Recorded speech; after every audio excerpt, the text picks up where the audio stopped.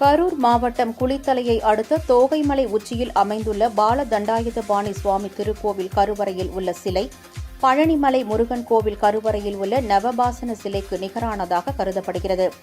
இந்நிலையில் கடந்த 2025ஆம் ஆண்டு 27ஆம் தேதி நடைபெற்ற குடமுழுக்கு விழாவின் போது கருவறையில் இருந்த மூலவர் சிலையை இந்து சமய அறநிலையத்துறை மற்றும் கோவில் மண்டகப்படிதாரர்களின் அனுமதியின்றி அர்ச்சகர் கிருஷ்ணமூர்த்தி என்பவர் பாலதண்டாயுதபாணி சிலையை பெயர்த்து எடுத்துவிட்டு மாற்று சிலையை வைத்துள்ளார்.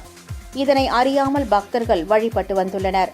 தற்போது சிலையின் முகம் மாறியதை அறிந்த பக்தர்கள் இதுகுறித்து அர்ச்சகர் கிருஷ்ணமூர்த்தியிடம் கேட்டபோது, கையில் தண்டத்துடனும் தலையில் மொட்டையுடனும் இடையில் கோவணத்துடனும் இருக்கும் சிலையை வழிபட்டால் ஊருக்கு நல்லது இல்லை எனவும், இந்த சிலையில் ஒரு கை சேதமடைந்து இருந்ததால் சிலையை மாற்றினேன் என்று முன்னுக்கு முரணாக பேசியுள்ளார்.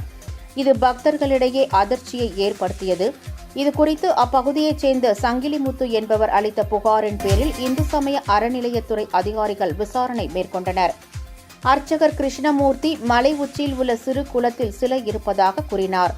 இதையடுத்து குளத்திலிருந்த பல நூறு ஆண்டு பழமை வாய்ந்த கருவறை மூலவர் சிலை மற்றும் பீடம் ஆகியவை மீட்கப்பட்டு அதிகாரிகள் முன்னிலையில் பாதுகாப்பாக பெட்டியில் பூட்டி வைக்கப்பட்டுள்ளது. தற்போது கருவறை சிலை மீட்பு காணொலி சமூக வலைதளங்களில் வேகமாக பரவி வருகிறது.